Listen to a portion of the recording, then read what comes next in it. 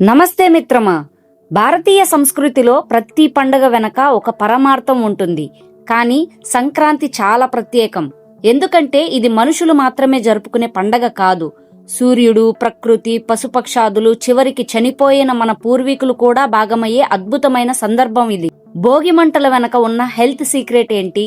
సంక్రాంతి రోజున చనిపోయిన వారికి కొత్త బట్టలు ఎందుకు పెడతారు? కనుమ రోజు పశువులనే ఎందుకు పూజించాలి? ఈ ప్రశ్నలకు సమాధానాలు తెలిస్తే మీ కళ్లల్లో నీళ్లు తిరుగుతాయి. మన సంప్రదాయం మీద గౌరవం పెరుగుతుంది. ఆ నిజానిజాలు ఏంటో ఈ వీడియోలో పూర్తిగా తెలుసుకుందాం. మొదటి రోజు భోగి. భోగా అంటే పాము పడగా అని కూడా ఒక అర్థం ఉంది. అంటే కుబుసం విడిచి కొత్తగా మారడం. మన పూర్వీకులు ఈ రోజుని 2 కారణాల వల్ల డిజైన్ చేశారు. ఒకటి సైన్స్. ధనుర్మాసం చివరి రోజుల్లో చలి తీవ్రంగా ఉంటుంది. ఈ చలి వల్ల వచ్చే వ్యాధులు, క్రిమికీటకాలు నశించడానికి ఔషధ గుణాలున్న కలపతో, ఆవు పిడకలతో భోగి మంటలు వేస్తారు. ఆ పొగ గాలిని శుద్ధి చేస్తుంది, మన శరీరానికి ఉష్ణాన్ని ఇస్తుంది. కేవలం టైర్లని, ప్లాస్టిక్ ని కాల్చడం మన సంప్రదాయం కాదు. రెండవది సైకాలజీ. ఇంట్లో ఉన్న పాత వస్తువులనే కాదు, మన మనసులో ఉన్న పాత పగలు, బాధలు, ఈర్ష్య అనే చెత్తని కూడా ఆ మంటల్లో వేసి కాల్చేయాలి. అప్పుడే మనిషి కొత్తగా మారతాడు. భోగిపళ్ళు ఎందుకు? చిన్న పిల్లలకు రేగుపళ్ళు పోస్తారు. దీని వెనక నరసింహస్వామి అనుగ్రహం ఉంటుంది అంటారు. కానీ సైన్స్ ప్రకారం ఆ రేగు పళ్లల్లో ఉండే సూర్యశక్తి పిల్లల తల మీద నుంచి శరీరంలోకి వెళ్తుంది. చలికాలంలో వచ్చే చర్మ వ్యాధుల నుంచి రక్షిస్తుంది.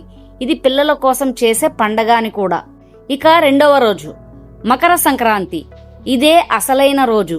సూర్యుడు మకర రాశిలోకి ప్రవేశించి ఉత్తరాయణం మొదలవుతుంది. పురాణాల ప్రకారం ఉత్తరాయణం దేవతలకు పగలు, స్వర్గదారాలు తెరిచి ఉండే సమయం. ముఖ్యమైన విషయం, పెద్దల పండగ. చాలా ఇళ్లల్లో సంక్రాంతి రోజున చనిపోయిన తమ తల్లిదండ్రులకు, తాత ముత్తాతలకు తర్పణాలు వదులుతారు, లేదా కొత్త బట్టలు పెట్టి ఒక్కపొద్దులు ఉంటారు. దీన్నే పెద్దల పండగ అంటారు. అసలు చనిపోయిన వారికి బట్టలు ఎందుకు? దీని వెనక ఉన్న ఎమోషనల్ లాజిక్ ఇది.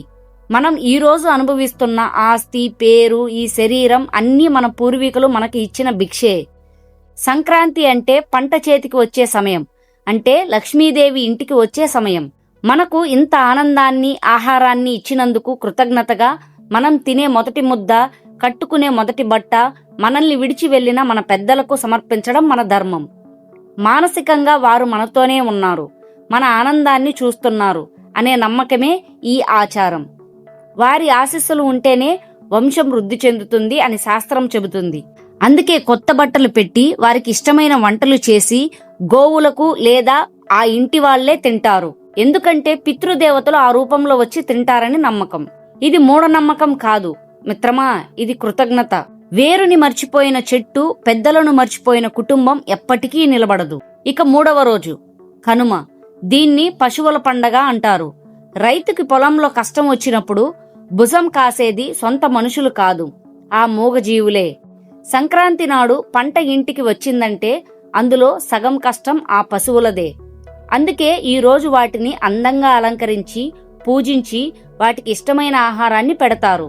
మీరు లేకపోతే మేము లేము అని మనిషి పశువుకి దండం పెట్టే గొప్ప సంస్కృతి మనది. ఓ చిన్న కథ తెలుసుకుందాం. అదే గోవర్ధనగిరి కథ. ద్వాపర యుగంలో ఇంద్రుడిని కాకుండా మనకు గడ్డిని, ఆహారాన్ని ఇచ్చే ఆ గోవర్ధన పర్వతాన్ని, పశువులని పూజించమని శ్రీకృష్ణుడు చెప్పాడు. అంటే దేవుడి కంటే మనకు అన్నం పెట్టే ప్రకృతి గొప్పది అని చెప్పడమే కనుమ పండగ ఉద్దేశం. కనుమ మరుసటి రోజు ముక్కనుమ. గ్రామ దేవతలను పూజించి మాంసాహారం తింటారు. ఎందుకంటే ఇన్ని రోజులు వ్యవసాయ పనుల్లో అలసిపోయిన శరీరానికి తిరిగి బలం చేకూర్చడానికి ఈ పద్ధతి పెట్టారు. చూశారా మిత్రమా, భోగి మనల్ని మనం శుద్ధి చేసుకునే రోజు. సంక్రాంతి మన మూలాలను గుర్తు చేసుకునే రోజు. కనుమ మనకు సాయం చేసిన ప్రకృతిని గౌరవించే రోజు. కేవలం పిండి వంటలు తినడం మాత్రమే సంక్రాంతి కాదు. ఈ సంక్రాంతికి మీ ఇంటికి రాలేని దూరమైన బంధువులను పలకరించండి. మీ పెద్దల ఫోటో ముందు దీపం పెట్టి మీ వల్లే మేము బాగున్నామని చెప్పండి. ఆ ఆత్మలు ఎక్కడున్నా మిమ్మల్ని ఆశీర్వదిస్తాయి. నిజమైన పండగ అంటే అందరూ కలిసి నవ్వుకోవడమే. మీకు, మీ కుటుంబ సభ్యులకు ఆనందాల, ఆరోగ్యాల, ఐశ్వర్యాల సంక్రాంతి శుభాకాంక్షలు.